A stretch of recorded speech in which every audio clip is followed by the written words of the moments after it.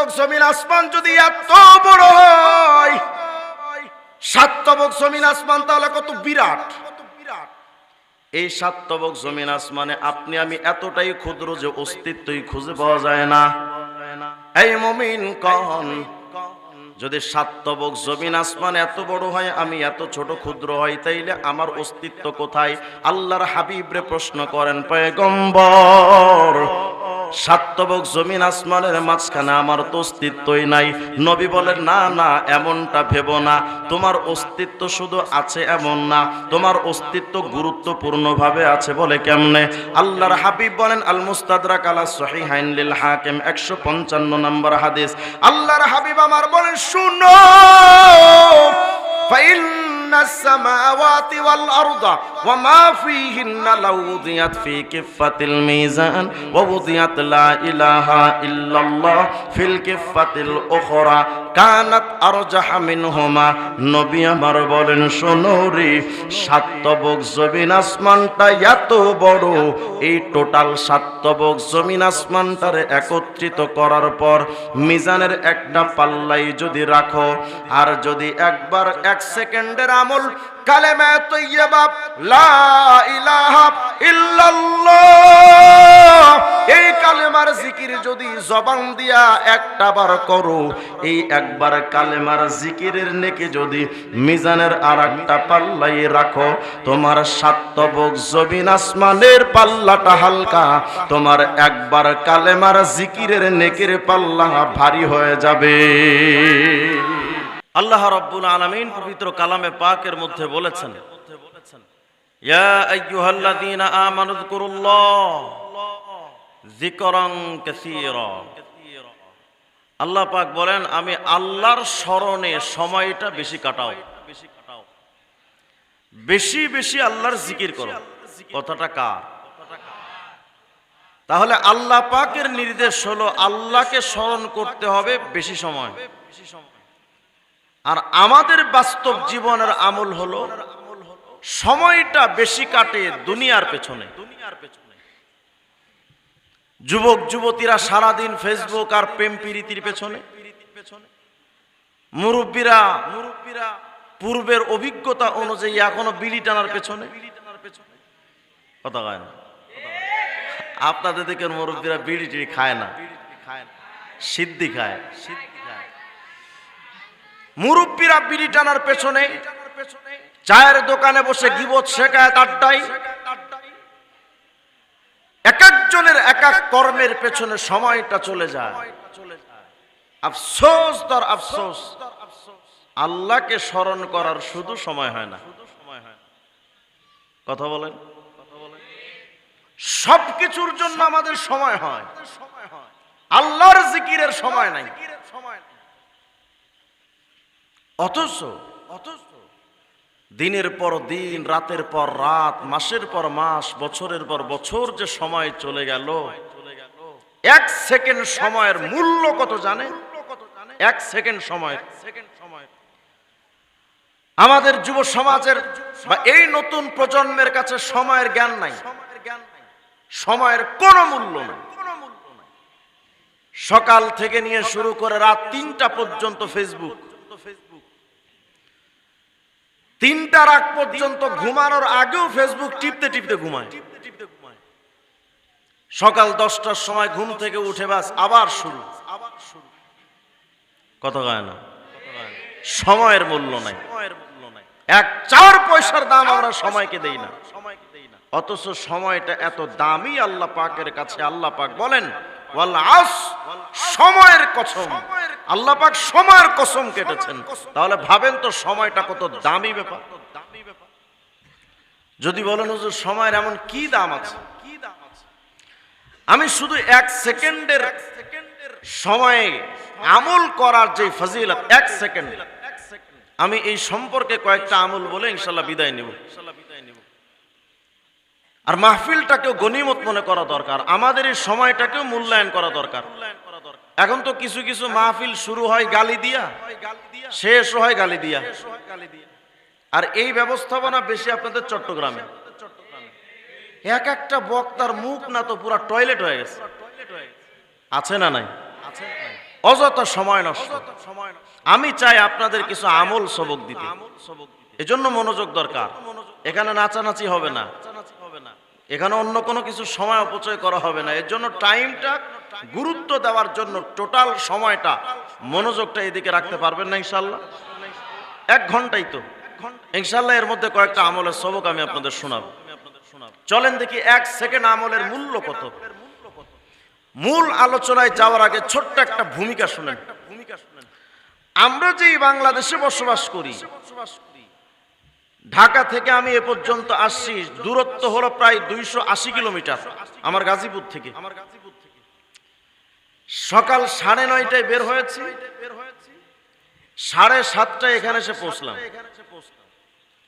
মানে প্রায় 10 ঘন্টা সময় লাগছে আমার আসতে।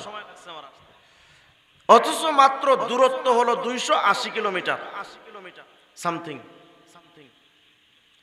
অথচ গাড়ি চলেছে 60, 50, 40, সবকিছু গড় হিসেবে। তাহলে 280 কিলোমিটার দূরত্বের রাস্তা এই চট্টগ্রামের রাউজান থেকে ঢাকার গাজীপুর কত দূর? এত দূরে যেখানে অনেক মানুষ আছেন যারা আজও পর্যন্ত গাজীপুর চোখে দেখেন নাই, এত দূরত্ব মনে করে। অথচ মাত্র 280 কিলোমিটার, কত বিরাট দূর মনে হয়। বিজ্ঞান বলছে, দেখো বাঙালি, যেই সূর্যটা তোমরা মাথার উপরে দেখো, এই সূর্যটা পৃথিবী থেকে কত দূর জানো? 280 কিলোমিটার নয়, 2000 কিলোমিটার নয়, 2 লক্ষ কিলোমিটার নয়। বিজ্ঞান বলছে সূর্য থেকে নিয়ে দুনিয়ার এই মাটি পর্যন্ত দূরত্ব, মাঝখানের দূরত্ব হলো 15 কোটি 14 লক্ষ কিলোমিটার। সুবহানাল্লাহ, আসতে বলেন। ভাবেন তো, 280 কিলোমিটার রাস্তার গাজীপুর যদি এত দূর হয়, 15 কোটি 14 লক্ষ কিলোমিটার দূরের সূর্য কত দূর? মোটামুটি আপনার শ্বশুরবাড়ির কাছাকাছি। আওয়াজ দিয়া কোন আল্লাহু আকবার। এত দূরের সূর্য। সৌর বিজ্ঞানীরা বলছেন, দেখো এত দূরে তো সূর্য, তুমি বাংলাদেশের একটা গাড়ি নিয়ে 280 কিলোমিটার রাস্তা দৌড়াইতে তোমার টাইম লাগে 8 ঘন্টা 10 ঘন্টা। আর সূর্যটা এত দূর 15 কোটি 14 লক্ষ কিলোমিটার। এত দূরের সূর্যের আলো পৃথিবীতে আসতে, আলো এত দ্রুত বেগে চলতে পারে যে আলোর জন্য 15 কোটি 14 লক্ষ কিলোমিটার পাড়ি দিতে সময় লাগে মাত্র 8 মিনিট 20 সেকেন্ড। আন্দাজ করেন তো আলো কত দ্রুত বেগে চলে। বিজ্ঞান বলে, দেখো, ভূমণ্ডলবিদরা বলেছেন এই পুরা পৃথিবীর আয়তনটাকে চতুর্পাশে চক্কর দিতে আলোর জন্য 7.5 বার চক্কর দিবে মাত্র 1 সেকেন্ডে। সুবহানাল্লাহ বলবেন না? বলবেন যে হুজুর এই আজাইরা কথা কেন কোন? একটা হাদিস বোঝানোর জন্য বলছে, একটু মনোযোগ দেন। তাহলে বুঝেন আলো কত দ্রুত বেগে চলে। 8 মিনিট 20 সেকেন্ডে আলো চলতে পারে 15 কোটি 14 লক্ষ কিলোমিটার। বিজ্ঞান বলে, দেখো 8 মিনিট 20 সেকেন্ডে যে আলো এত দূরে যেতে পারে, এই দ্রুতগামী আলো পৃথিবীর সবচেয়ে নিকটতম নক্ষত্র প্রক্সিমা সেন্টোরাই বা আলফা সেন্টোরাই। ওদিক তাকালে বুঝবেন না, এদিক তাকান। ওর মতো কাজ করুক, বেচারারে কষ্ট দিয়ে ফেললাম। এদিক তাকান। পৃথিবীর সবচেয়ে নিকটতম নক্ষত্র প্রক্সিমা সেন্টোরাই বা আলফা সেন্টোরাই কত দূর? যেই আলো এত দ্রুত বেগে চলতে পারে 15 কোটি 14 লক্ষ কিলোমিটার পাড়ি দিতে যে আলোর জন্য টাইম লাগে 8 মিনিট 20 সেকেন্ড, এই দ্রুতগামী আলো 4 বছর 3 মাস পর্যন্ত দৌড়াইলে পৃথিবীর সবচেয়ে নিকটতম তারার কাছে পৌঁছতে পারবে। মনোযোগ যে অন্যদিকে, এর জন্য বুঝেন নাই, এদিক তাকান। 8 মিনিট 20 সেকেন্ডে যে আলো এত দূর যেতে পারে, এই দ্রুতগামী আলো যদি 8 মিনিট না দৌড়ায় 8 ঘন্টা দৌড়ায়, তো আলো কত দূর যেতে পারবে? বিজ্ঞান বলে এত দ্রুতগামী আলো যদি 4 বছর 3 মাস পর্যন্ত দৌড়ায়, তাহলে পৃথিবীর সবচেয়ে নিকটের তারা পর্যন্ত পৌঁছতে পারবে। 4 বছর 3 মাস দৌড়াইলে তাহলে কত কিলোমিটার? বিজ্ঞান বলে মিয়া শুধু তাই নয়, আমি শুধু আসমানের দূরত্বের একটা হিসাব দিচ্ছি, আসমান কত দূরে। বিজ্ঞান বলছে দেখো, কালপুরুষ নিহারিকার আলো পৃথিবীতে যদি আসতে চাই এত দূর, সেই নিহারিকা তার আলো পৃথিবীতে আসতে পৌঁছতে সময় লাগবে আলোর গতিতেও 8 মিনিট নয়, অন্তত 1500 বছর সময় লাগবে। বিজ্ঞান বলে শুধু তাই নয়, মেসি 87 এর কেন্দ্রে অবস্থিত একটা গহ্বরের নাম কৃষ্ণ বিবর বা ব্ল্যাক হোল। কত দূর? বলে ব্ল্যাক হোলের আলো যদি পৃথিবীতে আসতে চায়, যেই আলো 8 মিনিট 20 সেকেন্ডে 15 কোটি কিলোমিটার যেতে পারে, ওই দ্রুতগামী আলো যদি ব্ল্যাক হোল থেকে দৌড় দিয়ে পৃথিবীতে আসতে চায়, সময় লাগবে 27,000 বছর। এখনো কিন্তু আমি আসমান পর্যন্ত পৌঁছাই না। আসমান কত দূর? শুধুমাত্র একটা স্টেপে গেলাম। বিজ্ঞানকে জিজ্ঞান যে আসমান তাহলে আর কত দূরে? বিজ্ঞান কয় মিয়া আসমান টাসমান জানি না। কই কি জানো? পৃথিবীতে কোটি কোটি গ্যালাক্সি আছে, সরি সৌরজগতে কোটি কোটি গ্যালাক্সি আছে। এর মধ্যে একটা গ্যালাক্সির নাম অ্যান্ড্রোমিডা। কত দূর? বলে যেই আলো 8 মিনিটে 15 কোটি দৌড়াইতে পারে, এত দ্রুতগামী আলো যদি অ্যান্ড্রোমিডা ছায়াপথ থেকে পৃথিবীতে আসতে চায়, এত দূর সেই অ্যান্ড্রোমিডা, এই আলো 8 মিনিট নয়, 8 দিন নয়, 8 মাস বা 8 বছর নয়, এই আলো দৌড়াইতে দৌড়াইতে পৃথিবীর দিকে আসবে অন্তত 25 লক্ষ বছর টাইম লাগবে। কত দূর অ্যান্ড্রোমিডা? বিজ্ঞান বলে মিয়া এটা শুনে আশ্চর্য হয়ে গেলেন? কিছুদিন আগে নাসার বিজ্ঞানীরা নতুন একটা তথ্য দিয়েছেন যে পৃথিবীর সবচেয়ে দূরে অবস্থিত যে নক্ষত্র তার সন্ধান পেয়েছে।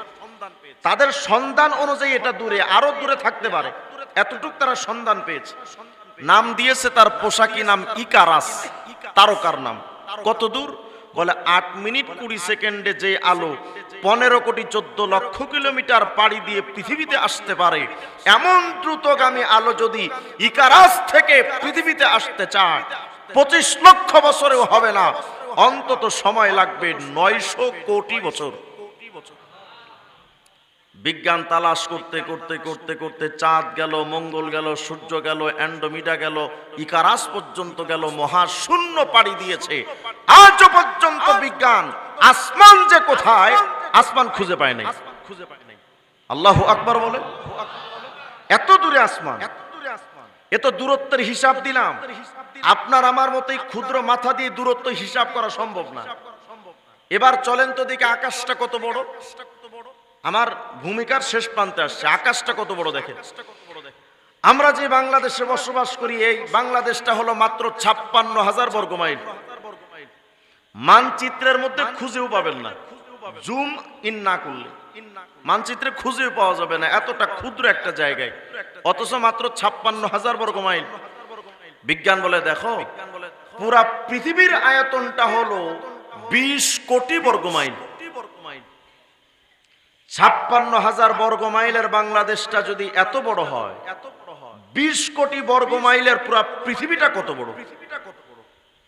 বিজ্ঞান বলে মিয়া মাথার উপরে যে সূর্যটা দেখো, টাকার একটা ছোট্ট কয়েনের মতো, এই ছোট্ট সূর্যটা কিন্তু চাঁদু এত ছোট না।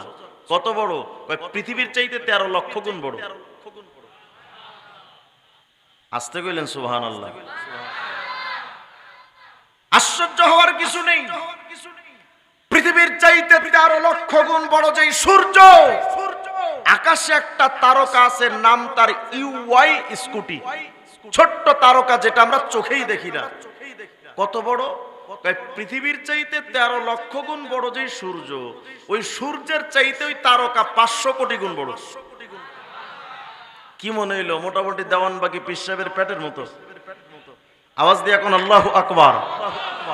শেষ। এবার শুনেন, আমি আপনাদের বুঝাতে চেয়েছি পৃথিবী থেকে সূর্য এত দূর, আর ছোট্ট এই তারকাটা যদি এত বিরাট হয়, আকাশে যেটা আমরা খুঁজেই পাই না, ছোট্ট জায়গা অবস্থান করা এই তারকাটা যদি এত বড় হয়, পুরো আকাশটা কত বড়? এত বিরাট আকাশ, আবার এত দূরে আকাশ।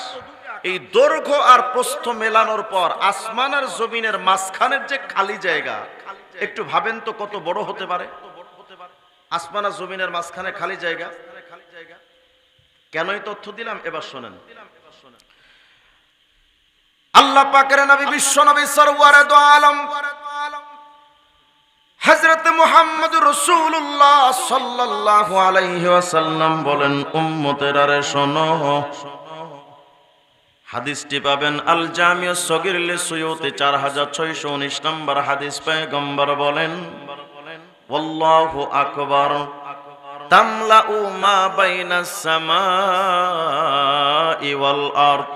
নবী আমার বলেন, আমার উম্মতেরা যদি তাদের জবানটা দিয়া শুধুমাত্র 1 সেকেন্ড সময় নিয়ে শুধু একটা বার আল্লাহু আকবারের জিকির যদি একটা বার করে, আল্লাহর নবী আমার বলেন, জমিন থেকে আসমানটা যত দূর আর মাঝখানে যত বিরাট খালি জায়গা, আমার কোন উম্মত যদি তার জবান দিয়া শুধুমাত্র একটা বার যদি আল্লাহু আকবারের জিকির কয়, আসমান আর জমিনের মাঝখানের টোটাল এই খালি জায়গাটা নেকি দ্বারা ভরে যায়।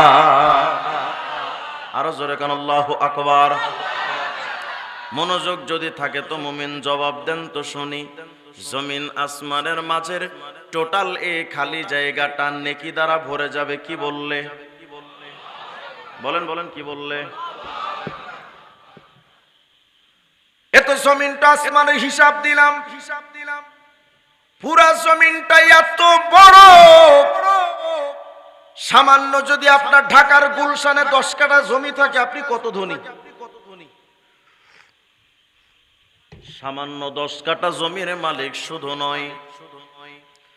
ফাতহুল কাদির লিশ-শাওকানি খণ্ড 1 পৃষ্ঠা 17 মধ্যে সরওয়ারে দো আলমের হাদিস, লাউ আন্না দুনিয়া কুল্লাহা বিহাযাফিরিহা ফি ইয়াদি রাজুলিন মিন উম্মতি থুম্মা ক্বালা আলহামদুলিল্লাহ লাকানাল হামদু আফযালা মিন যালিক। নবী আমার বলেন, শোনো এরা উম্মতের দল, তুমি যদি এই রাউজান এলাকার টোটাল এলাকার মাটির জায়গার মালিক দলিলে কাগজে যদি তুমি নিজে মালিক হও, শুধু রাউজান নয় টোটাল চট্টগ্রামের মালিক যদি তুমি একলাই হও, শুধু চট্টগ্রাম নয় ঢাকার গুলশান, বনানী, যাত্রাবাড়ি, সায়েদাবাদ, পল্টন, গুলিস্তান টোটাল ঢাকার মালিক যদি তুমি একলাই হও,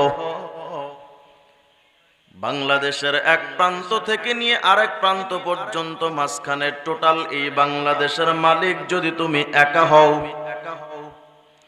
শুধু বাংলাদেশ নয় ওয়াশিংটন থেকে নিয়ে শুরু করে দিল্লির লালকেল্লা পর্যন্ত টোটাল ভূখণ্ডের মালিক যদি তুমি একাই হও, শুধু এই এলাকার নয় আরবের 22টা রাষ্ট্রের মালিক যদি তুমি একা হও, পৃথিবীর এক প্রান্ত থেকে নিয়ে অপর প্রান্ত পর্যন্ত টোটালি পৃথিবীর মাটি আর জায়গা জমির মালিক যদি একাই হও, এবং মাটির নিচে যত সম্পত্তি আছে না কেন, স্বর্ণের খনি, রূপার খনি, হীরার খনি, ডায়মন্ডের খনি, তেলের খনি, গ্যাসের খনি বা কয়লার খনি, মাটির নিচের সকল খনিজ পদার্থের মালিক যদি তুমি একলাই হও, এই কথা বলে কেন?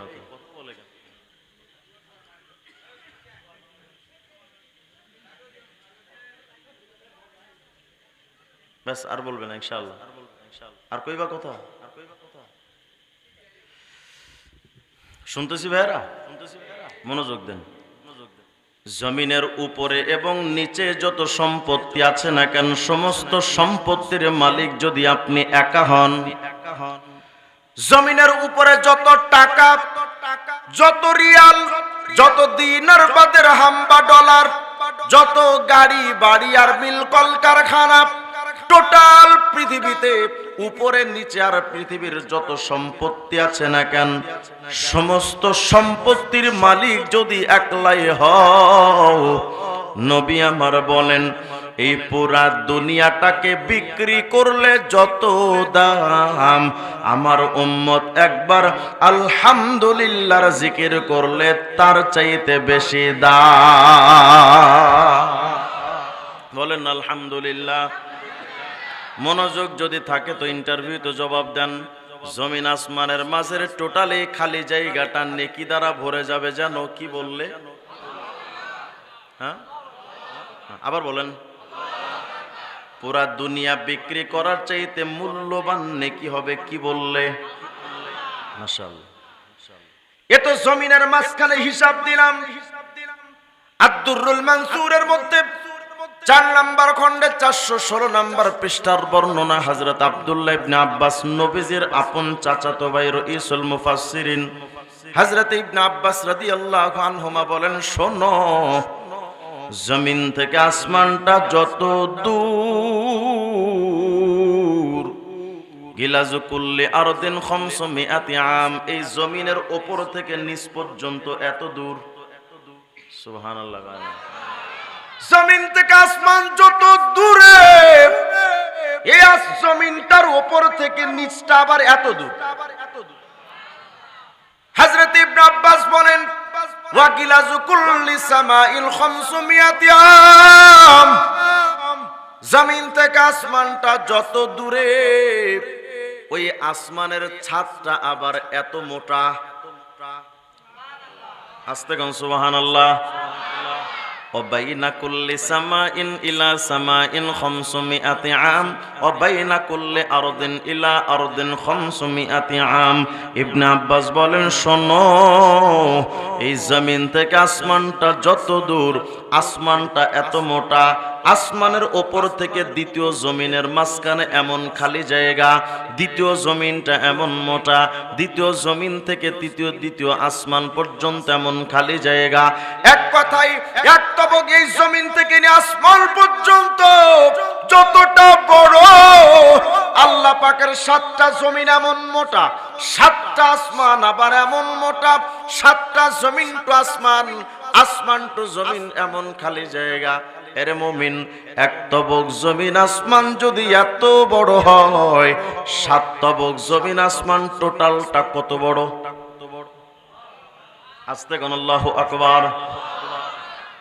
এই 7 তবক জমিন আসমানের ভিতরে আপনার আমার অস্তিত্ব কোথায়?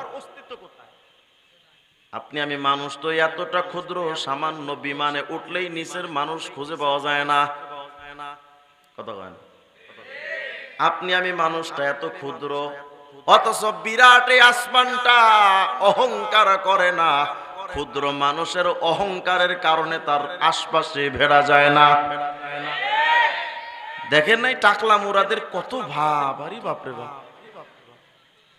কই বাংলাদেশের সংবিধানে ইসলাম রাখা যাবে না, রাখা যাবে না। মনে হচ্ছে সংবিধানটা ওর বাপের সংবিধান।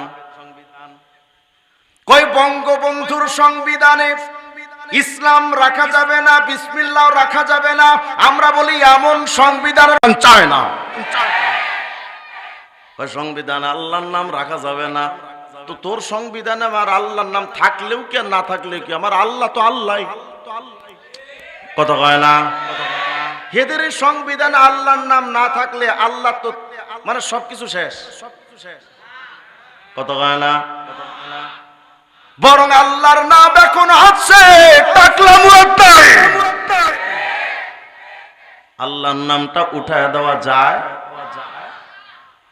বাকে বাকে পৃথিবীর ক্ষণে ক্ষণে নমরুদরা চলে যায়, ফেরাউন চলে যায়, হামান চলে যায়, কারুন চলে যায়, আবু জেহেলরা চলে যায়, তাতারিরা যায়, সমস্ত বাতিল ফেরকা চলে যায়। আল্লাহর নাম আগেও ছিল, এখনো আছে, কিয়ামতের আগ পর্যন্ত থাকবে। আল্লাহর নামটা যারা উঠায় দিতে চায় তাদের শুধু পিঠের চামড়া থাকবে না। আমাদের পক্ষে খুদা, কণ্ঠে খুদা, খুদাই খুদা, ও নামের তাসবিহ কালাম বন্ধ করে কোন সে শালা। এদেশের রাত যত দিন, দিন যত দিন আজান রবে, সে আজান বন্ধ হলে তোদের সাথেই ফাইট হবে। শুনলাম পাহাড়ি অঞ্চলে নাকি মসজিদকে ভাঙছে। এই যে পাহাড়ি সন্ত্রাসরা আন্দোলন করছে না, শুনলাম মসজিদ নাকি ভাঙছে। কে যেন আজকে বললো আমার, মসজিদ ভাঙছে। বাংলাদেশের মুসলমান, বিশেষ করে চট্টগ্রামের মুসলমানদের ঈমানের পাওয়ারটা আমি জানি। আল্লাহর কসম, যদি মসজিদ ভাঙা হয় আর এটার সুষ্ঠু বিচার যদি সেনাবাহিনীরা যদি এটার বিচার না করে, চট্টগ্রামের তৌহিদি জনতা ওদিকে যদি লং মার্চ করে, একটারও পিঠের চামড়া রাখবে না।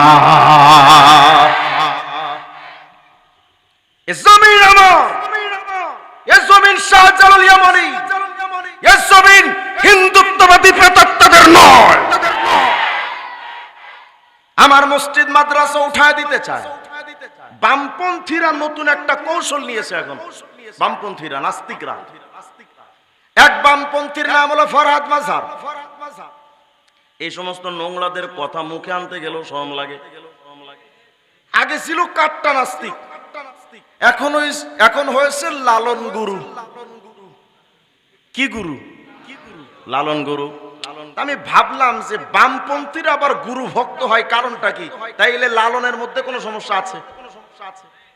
কথা কয় না। বাংলাদেশের যত দরবারে শিরিক চলে, বিদআত চলে, কুফর চলে, সকল দরবারের মূল গোড়া হলো লালন। বিশ্বাস করেন না আপনারা? আমার কাছে লালনের 7টা বই আছে, আমার গাড়িতেই আছে। আমি আনতে বলছি, যদি আনে তো পড়ে পড়ে শোনাবো ইনশাআল্লাহ। এর বিষয়টা পরে আসবে। লালন বলেছে, যেই আল্লাহ, সেই রসুল, সেই পীর। আর আজ থেকে বেরোন নাউজুবিল্লাহ। এখন যদি আপনাদের আশপাশের কোনো পীরের মাজার সম্পর্কে কই, তবে তো খেপা যাইবেন গা, খেপলে খেপেন গা, মামলা দিবেন তো দেন গা। আগে সরকার নিয়েছিল 2 বার, এবার যদি হ্যাটট্রিক করি কোনো অসুবিধা নাই। বেলায়েতে মুতলাকা একটা বই আছে আপনাদের আশপাশের ভান্ডার শরীফের, বেলায়েতে মুতলাকা। এই বইটার মধ্যে ঠিক একই শব্দ লেখা হয়েছে, যেই পীর সেই খোদা, সেই রসুল, সেই মুর্শিদ। একেবারে খাঁটি অলিত কত কয় আল্লাহ বলে না। এমন আকীদা যারা লালন করে, আল্লাহর কসম তারা মুসলমানের জাত না। আল্লাহর নামটা তারা বিভিন্ন ভাবে উঠায় দিতে চায়। কেউ উঠায় দিতে চায় বোম মাইরা, কেউ উঠায় দিতে চায় লালনের ভক্ত হইয়া। লালন বলেছে, তার এক বক্তব্যের মধ্যে লালন বলেছে সে নিজেই খোদা। তারা সুস্পষ্ট ভাবে তাদের বইয়ের মধ্যে দাবি করেছে, সমস্ত ধর্মকে যদি উঠিয়ে দেওয়া না হয় তাহলে মানুষের মনে শান্তি আসবে না। তাহলে বলেন বামপন্থীরা ওদের দলে যাবে না কেন? কারণ বামপন্থীদের মূল টার্গেট তো ধর্মকে উল্টায় দেওয়া। কথা কয় না। এজন্য যে লাউ সেই কদু, আসলে রতনে রতন চেনে, শুয়োরে চেনে কচু। এই জন্য ফরহাদ মাযহারদের মতো বামপন্থীরা লালনের দিকে যায়। আল্লাহর কসম, আজ কিছুদিন আগে এই ফরহাদ মাযহার লালন ভক্ত বলেছে, রাষ্ট্রের আবার ধর্ম থাকে কেমনে? আল্লাহর নামটা কিভাবে উঠায় দিতে চাই ভাবেন। রাষ্ট্রের আবার ধর্ম থাকে কেমনে? আমরা বলি না রাষ্ট্র ধর্ম ইসলাম, ওরা কয় রাষ্ট্রের আবার ধর্ম থাকে কেমনে? রাষ্ট্র কি নামাজ পড়তে পারে? রাষ্ট্র কি রোজা রাখতে বলে? তাই আমি বললাম, ছাগল, আগে তুই ছিলি বুদ্ধিজীবী, এখন থেকে তুই বুদ্ধি প্রতিবন্ধী মিথ্যাবাদী। রাষ্ট্রের যদি হাত পা না থাকায়, নামাজ কালাম করতে না পারায়, রাষ্ট্রের যদি ধর্ম থাকতে না পারে, রাষ্ট্রের তো মুখ নাই, সে তো কথাও বলতে পারে না, বলে রাষ্ট্র ভাষা থাকা কেমনে? রাষ্ট্র ভাষাও তো উঠিয়ে দেওয়া দরকার। আজকে কিছু কিছু মানুষ আবার কয় যে ইসলামটা রাষ্ট্র ধর্ম রাখা যাবে না কেন? কই এত ধর্ম থাকতে ইসলামকে রাষ্ট্র ধর্ম করা, এটা কেমন কথা? তাই বললাম, আচ্ছা এতগুলো ধর্ম থাকতে একটা ধর্মকে যদি জাতীয় ধর্ম, রাষ্ট্র ধর্ম করা না যায়, এত ফুল থাকতে শাপলা ফুলকে জাতীয় ফুল কেমনে বলা যায়? এত ফল থাকতে কাঁঠালকে জাতীয় ফল বানাইলা, এত গাছ থাকতে আমটারে জাতীয় গাছ বানাইলা, আম গাছ। এত নেতা থাকতে 4 জনকে জাতীয় নেতা বানাইলা। এত বিশ্ববিদ্যালয় থাকতে ঢাকার গাজীপুরের বোটবাজারের বিশ্ববিদ্যালয়কে জাতীয় বিশ্ববিদ্যালয় বানাইলা। এত গান থাকতে রবীন্দ্রনাথের একটা আকাম্মা এক আজাইরা গানটারে জাতীয় সঙ্গীত বানাইলা। এত ভাষা থাকতে যদি বাংলাকে রাষ্ট্রভাষা বানানো যায়, এত ধর্ম থাকতেও ইসলামকে রাষ্ট্র ধর্ম করা যায়। আবার কিছু মানুষ কয় হুজুর এই ইসলাম যদি কায়েম হয় দেশটা পিছায়া যাবে। ইসলাম কায়েম হওয়ার কারণে তালেবানদের আফগানিস্তান আগাইছে না পিছাইছে? তাহলে ইসলাম যদি কায়েম হয় আল্লাহর কসম শেখ হাসিনার মতো দুর্নীতিবাজ তৈরি হবে না, রাশেদ খান মেননদের মতো দুর্নীতিবাজ তৈরি হবে না। যতদিন পর্যন্ত বাংলার জমিনে শাহ খানের মতো ইসলাম আবার কায়েম না হবে এই দেশে শান্তি আসতে পারে না। কয় যে হুজুর আগের ইসলাম তো অনেক আগের যুগের হুজুর, এই পুরান যুগের জিনিসকে ডিজিটাল যুগে চলে। আরে বাপ রে বাপ, ডিজিটাল যুগে ডিজিটাল কায়দায় তাহাজ্জুদের সময় ভোট চুরি চলে, কিন্তু পুরান যুগের ইসলাম চলে না কেন? 1400 বছর আগের ইসলাম। তো যদি 1400 বছর আগের ইসলাম চলতে না পারে, তোর গণতন্ত্রের জন্ম তো 2000 বছর আগে গ্রীসে। 1400 বছর আগের ইসলাম যদি চলতে না পারে, 2000 বছর আগের গণতন্ত্রের কপালে ঝাঁটা পিটা করা দরকার। রাশেদ খান মেনন কইছিল এই আরবের ইসলামী সংস্কৃতি বাংলাদেশে এটা চলতে পারে না। আরবের সংস্কৃতি বোরখা এগুলো বাংলাদেশে চলতে পারে না। কেন? স্বাধীন দেশে অন্য দেশের সংস্কৃতি চলে কেমনে? তাই আমি বললাম তাহলে তোমার দাদাদের দেশের ইন্ডিয়ান সিরিয়াল কেমনে চলে? অন্য দেশের সংস্কৃতি হিসেবে ইসলামী সংস্কৃতি যদি বাংলাদেশে চলতে না পারে, রাশেদ খান মেনন যে রাজনীতি করে সেটাও রাশিয়ার লেনিনের রাজনীতি। কত কয় না? মূলত প্রশ্ন হলো ওদের একটা জায়গায় ইসলাম আর মুসলমান, আল্লাহ এবং রসুল। আমাদের সিদ্ধান্ত ক্লিয়ার শোনো। এ বঙ্গবন্ধুর মুজিব সেনা তোমার মুজিবের বিরুদ্ধে কথা কইলে তুমি যেমন সহ্য করতে পারো না, জিয়ার সৈনিকরা জিয়ার বিরুদ্ধে কথা কইলে যেমন সহ্য করতে পারো না, কাকা এরশাদের সৈনিকরা এরশাদের বিরুদ্ধে কথা কইলে যেমন সহ্য করতে পারো না, মুজিবের বিরুদ্ধে কথা হইলে যেমন তারে গ্রেফতার কইরা আদালতে নেও, আমার আল্লাহ রসুল ইসলামের বিরুদ্ধে কথা কইলে যদি তারে মৃত্যুদণ্ড না দাও, মুসলমানরাই জীবন্ত পুঁতে ফেলবে। আল্লাহর নামটা উঠা দিতে চায়। 56,000 বর্গ মাইলের ছোট্ট বাংলাদেশ, যেটা পৃথিবীর মানচিত্রে খুঁজে পাওয়া যায় না। পৃথিবীর চাইতে 13 লক্ষ গুণ বড় সূর্যের মধ্যে যার অস্তিত্বই পাওয়া যায় না, এই ক্ষুদ্র বাংলাদেশের জমিনে আমার আল্লাহর নামটা যদি সংবিধান থেকে উঠায় দেয়, আল্লাহর কিছু যাবে আসবে? বুঝাতে চাচ্ছিলাম এক তবক জমিন আসমান যদি এত বড় হয়, 7 তবক জমিন আসমান তাহলে কত বিরাট। এই 7 তবক জমিন আসমানে আপনি আমি এতটাই ক্ষুদ্র যে অস্তিত্বই খুঁজে পাওয়া যায় না। এই মুমিন কন, যদি 7 তবক জমিন আসমান এত বড় হয়, আমি এত ছোট ক্ষুদ্র হই, তাইলে আমার অস্তিত্ব কোথায়? আল্লাহর হাবিবরে প্রশ্ন করেন পয়গম্বর, 7 তবক জমিন আসমানের মাঝখানে আমার তো অস্তিত্বই নাই। নবী বলেন না না, এমনটা ভেবো না, তোমার অস্তিত্ব শুধু আছে এমন না, তোমার অস্তিত্ব গুরুত্বপূর্ণ ভাবে আছে। বলে কেমনে? আল্লাহর হাবিব বলেন আল মুস্তাদরাক আলা সহিহাইন লিল হাকিম 155 নম্বর হাদিস। আল্লাহর হাবিব আমার বলেন শুনো,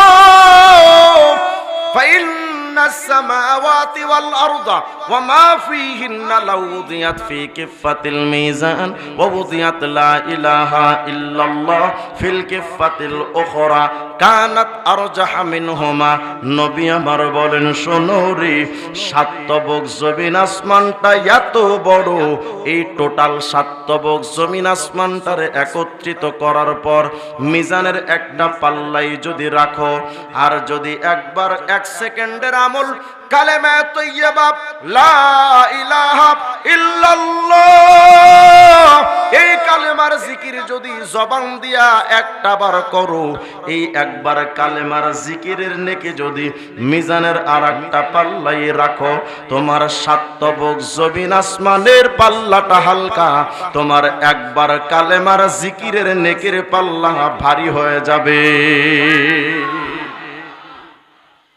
দেখি আপনাদের মনোযোগ আছে কিনা বলেন তো শুনি। জমিন আসমানের মাঝে টোটাল এই খালি জায়গাটা নেকি দ্বারা ভরে যাবে, জানো কি বললে? মাশাআল্লাহ। পুরা দুনিয়া বিক্রি করার চাইতে মূল্যবান নেকি হবে, জানো কি বললে? হ্যাঁ আলহামদুলিল্লাহ, বলেন না কি বললে? সাত তবক জমিন আসমানের চাইতে ভারী নেকি হবে কোন কালেমার জিকিরে? এত সহজে ভুলে গেলেন? বলেন কি বললে? মেসি কয়টা গোল দিছে এটা ঠিকই মনে থাকে? সাকিব আল হাসান কয়টা ছক্কা মারছে এটাও মনে থাকে? মনোযোগ দিয়ে আবার জবাব দেন, মুখস্থ করেন। ওয়াজ শুনতে আসবেন আর এই কান দিয়ে ঢুকাবেন, যাওয়ার পরে বিড়িতে একটা টান দিয়ে সব ভুলে যাবেন, এটা হজ না। মুখস্থ করে যাওয়া লাগবে ইনশাআল্লাহ। বলেন জমিন আসমানের মাঝে টোটাল এই খালি জায়গাটা নেকি দ্বারা ভরে যাবে, কি বললে? পুরা দুনিয়া বিক্রি করার চাইতে মূল্যবান নেকি হবে, কি বললে? সাত তবক জমিন আসমানের চাইতে ভারী নেকি হবে কোন কালেমার জিকিরে? এ তো সাত তবক জমিন আসমানের বিশালতা বললাম। এবার চলেন তো দেখি মিজানের একটা পাল্লা কত বড় দেখা যাক। মিজানের পাল্লাটা কত বড় চলেন। হযরত সালমান আল ফারসি রাদিয়াল্লাহু আনহু বলেন, ইউদাউ ইয়াউমাল কিয়ামাহ, ইউদাউল মিজান ইয়াউমাল কিয়ামাহ, কিয়ামতের ময়দানে মিজানের পাল্লাটা রাখা হবে। কিতাবের নাম জামিউল উলুম আল হিকাম, খণ্ড 2 পৃষ্ঠা 18, আল্লামা ইবনে রজব হাম্বলি রাহিমাহুল্লাহর কিতাব।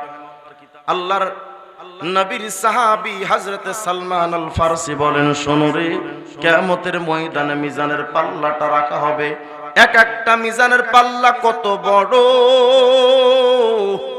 ফালাউ জিনা ফিহিস সামাওয়াতু ওয়াল আরদু লাওয়াসিআত, সারা মিজানের একটা পাল্লায় যদি সাত তবক জমিন আসমানের পুরা জমিন আসমানগুলো যদি একত্রিত কইরা মিজানের একটা পাল্লায় যদি ঢুকা দাও, সাত তবক জমিন আসমান ঢুকে যাবে, কিন্তু মিজানের পাল্লার একটা পাল্লারও পেট ভরবে না।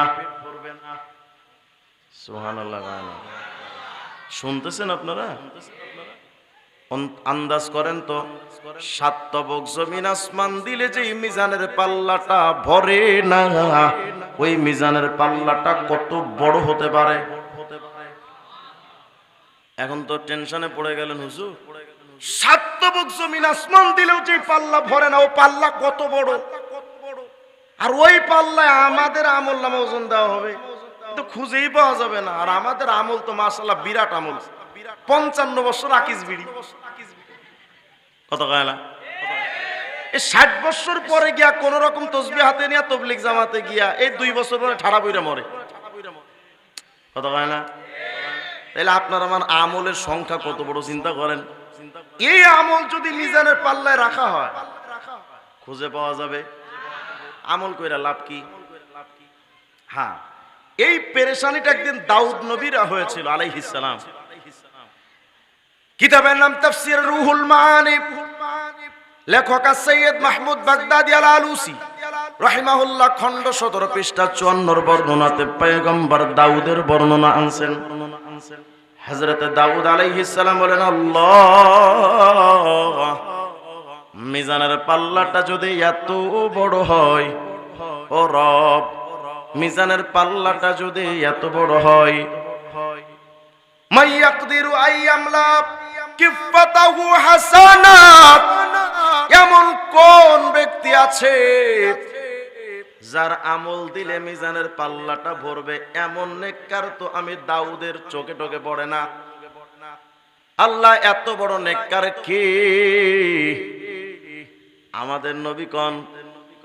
আমাদের নবী আলাইহিস সালাম বলেন, নবী আলাইহিস সালাম বোঝাতে চান দাউদ ভাই এমন নেককার তোমার উম্মতের এত বেশি বয়স হইল 1500 বছর 900 বছর এক এক উম্মতের বয়স, এত বড় নেককার তুমি খুঁজা পাও না।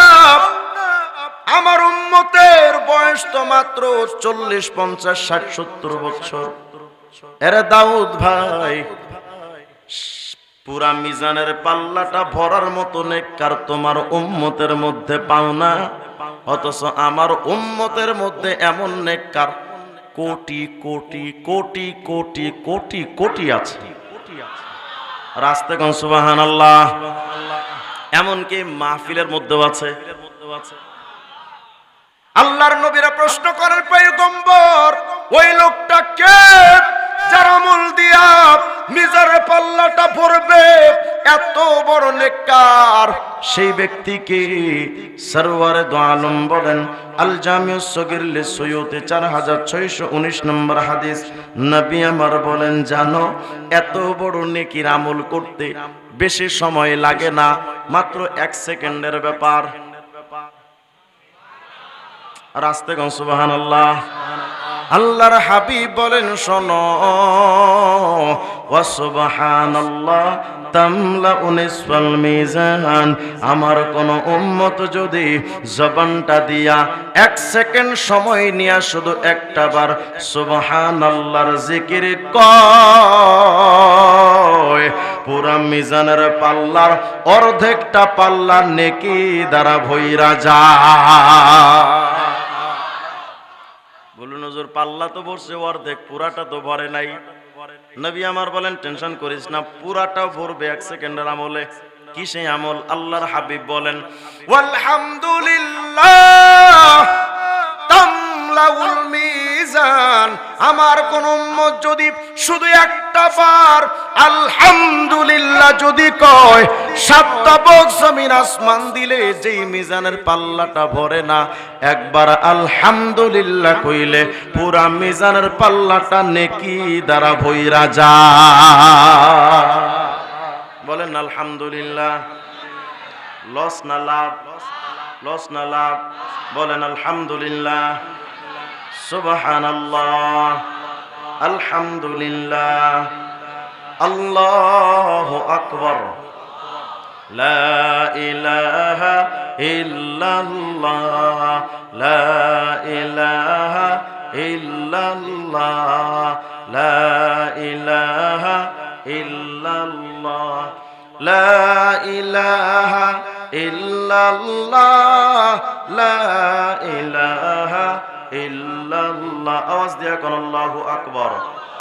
সকাল সন্ধ্যা 100 বার আল্লাহ আল্লাহ জিকির করো, 100 বার লা ইলাহা ইল্লাল্লাহর জিকির করো, 100 বার সুবহানাল্লাহর জিকির করো, 100 বার আলহামদুলিল্লাহর জিকির করো, 100 বার আল্লাহু আকবারের জিকির করো, 100 বার দুরূদ শরীফ পড়ো, 100 বার ইস্তিগফার করো। তাহলে আমি এতক্ষণ যে আমলের সবক দিলাম, এই আমলগুলো জিকিরগুলো করলে লাভ না ক্ষতি? এই লাভের সবক যারা দেন তারাই পি। মুসলমান ভাইরা কথাগুলো বুঝবেন, জিকির করবেন কার? মনোযোগ যদি থাকে তো আবার জবাব দেন। জমিন আসমানের মাঝের টোটাল এই খালি জায়গাটা নেকি দ্বারা ভরে যাবে। জানো কি বললে? বলেন বলেন কি বললে? পুরা কষ্ট হচ্ছে নাকি আপনাদের? আমি এগুলো বারবার বলাচ্ছি কেন জানেন? ওই যে এক একবার বলছেন না, এক একটা বলার মাধ্যমেই তো বিরাট বিরাট নেকি হয়ে যাচ্ছে। মাহফিলে যেহেতু আসছেন কিছু আমল তো নিয়ে যান, নাকি বলেন? নেকি তো নিয়ে যাওয়া দরকার। বলেন জমিন আসমানের মাঝের টোটাল এই খালি জায়গাটা নেকি দ্বারা ভরে যাবে। কি বললে? পুরা দুনিয়া বিক্রি করা চাইতে মূল্যবান নেকি হবে। কি বললে? 7 তবক জমিন আসমানের চাইতে ভারী নেকি হবে কোন কালেমার জিকিরে? পুরা মিজানের পাল্লার অর্ধেকটা নেকি দ্বারা ভরে যাবে। কি বললে? পুরা মিজানের পাল্লাটা নেকি দ্বারা ভরে যাবে। জানো কি বললে? আচ্ছা, এ তো গেল পুরা মিজানের পাল্লা ভরা। এখন প্রশ্ন হলো হুজুর তাও বুঝলাম মিজানের পাল্লাটা ভরে গেছে, কিন্তু কিয়ামতের ময়দানে গিয়া যদি দেখি মিজানের পাল্লাটা নেকির পাল্লাটা ভরা, বুঝলাম হুজুর। কিন্তু আমি যে এত ভালো মানুষ হুজুর, আকাম কুকাম যা করছি, গুনার পাল্লার দিকে তাকাইলে তো দেখবো যে ওটাও ভরা। কথা কেন? নেকির পাল্লাও ভরা, গুনার পাল্লাটাও ভরা। ফাকাইফা আদখুলুল জান্নাহ, দুইটা সমান সমান যদি হয়ে যায় তো জান্নাতে যাব কেমনে? জান্নাতে যেতে তো নেকির পাল্লাটা ভারী হতে হবে, তো দুইটাই তো সেম টু সেম 50-50 সমান সমান, তো জান্নাতে যাব কেমনে? আল্লামা ইমাম ফখরুদ্দিন রাজি রহমাতুল্লাহ আলাইহি তার তাফসীরে রাজির মধ্যে বলেন, এই মিয়া শুনো, আলহামদুলিল্লাহ সামানিয়াতু আহরুফ, আলহামদুলিল্লাহর মধ্যে 8টা হরফ আছে। কয়টা? বলেন না কয়টা? আলিফ লাম হা মিম দাল, লাম লাম হা, বলেন তো কয়টা? ইমাম রাজি বলেন, শোনো, আলহামদুলিল্লাহর মধ্যে হরফ 8টা। ওয়া আবওয়াবুল জান্নাতি সামানিয়া, জান্নাতের দরজাও 8টা। সুবহানাল্লাহ। আলহামদুলিল্লাহর হরফ 8টা, জান্নাতের দরজাও 8টা। এই মিয়া ওমান কালাহা, যদি কোনো ব্যক্তি এই 8টা হরফ কয়, এমন হালতে দিলটা সাফ পরিষ্কার ভাবে যদি কেউ এই 8টা হরফ কয়, ইমাম রাজি বলেন আল্লাহ পাকের 8টা দরওয়াজার যে কোনো দরওয়াজা দিয়ে জান্নাতে প্রবেশ করার অধিকার পাবে। তাও গেল বুঝু, তাও বুঝলাম মিজানের 2টা পাল্লা ভরা, কিন্তু বিষয়টা যদি হুজুর এমন হয় আমার গুনার পাল্লা ভারী, নেকির পাল্লা হালকা, তাইলে জান্নাতে যাব কেমনে? হ্যাঁ হুজুর, নেকির পাল্লা, মিজানের পাল্লাটা নেকি দিয়া ভইরা ফলাইছি, কিন্তু গুনার পাল্লাটা আরো ভরা, গুনার পাল্লাটা নিচে, নেকির পাল্লাটা হালকা, তো জান্নাতে যাব কেমনে? আল্লাহর হাবিব আমার বলেন, শুনো, কিয়ামতের ময়দানে সমস্ত মানুষের মধ্যে ইন্নাল্লাহ সাইয়ুখাল্লিসু রাজুলাম মিন উম্মতি আলা রুউসিল খালাইক ইয়াউমাল কিয়ামাহ, কিয়ামতের ময়দানে সমস্ত মানুষের সামনে একজন মানুষকে আল্লাহ আলাদা করবেন, এদিকে আয়। কেন?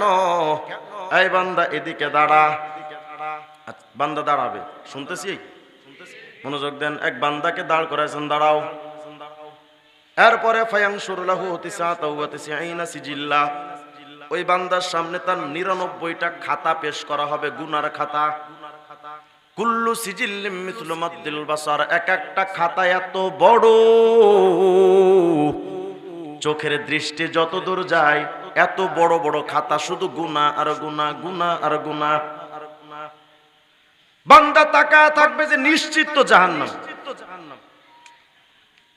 বান্দা যখন দাঁড়ায় রয়েছে, আল্লাহ তখন জিজ্ঞেস করেন, এই বান্দা শোন, আতুনকিরু মিন হাদা শাইআ, এই যে গুনাহ তুই করছিলি, কোন গুনাহকে অস্বীকার করতে পারবি কত? তো বান্দা কইবে, আল্লাহ কেমনে অস্বীকার করি, এটা তো দুনিয়া, বাংলাদেশ না।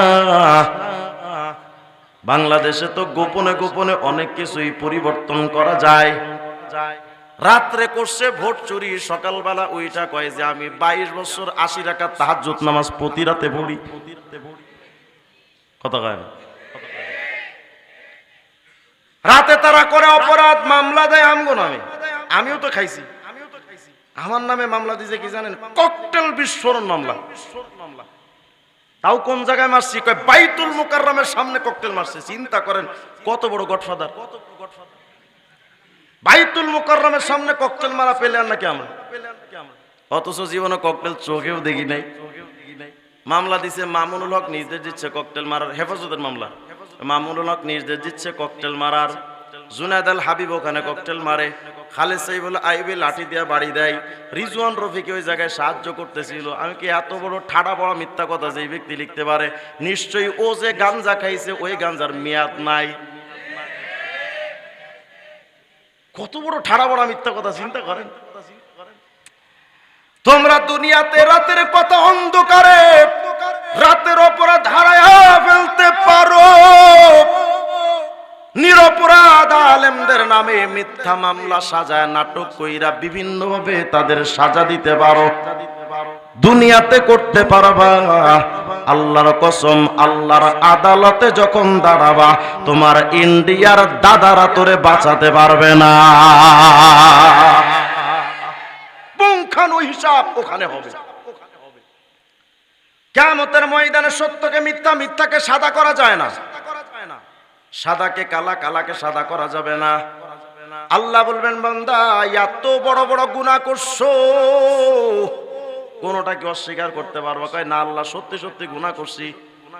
আল্লাহ বলেন আচ্ছা, আক জলামাকা কাতাবিয়াল হাফিজুন, এই ফেরেশতা বান্দা আমার ফেরেশতারা কি তোমার ব্যাপারে কোনো কম বেশি করে লিখছে নাকি সত্যি সত্যি লিখছে? কয় না আল্লাহ একেবারে 100% সত্য সত্যি লিখছে।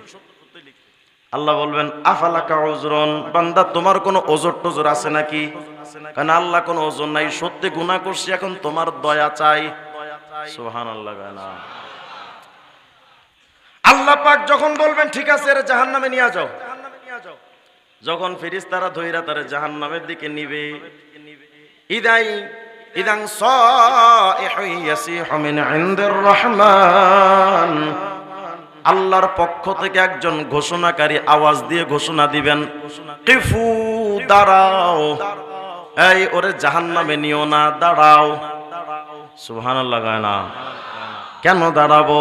আল্লাহ বলবেন ফেরেশতা বালা ইন্নালাকা ইনদানা হাসানা, এই বান্দা আমি আল্লাহর কাছে তোমার একটা নেকি জমা আছে।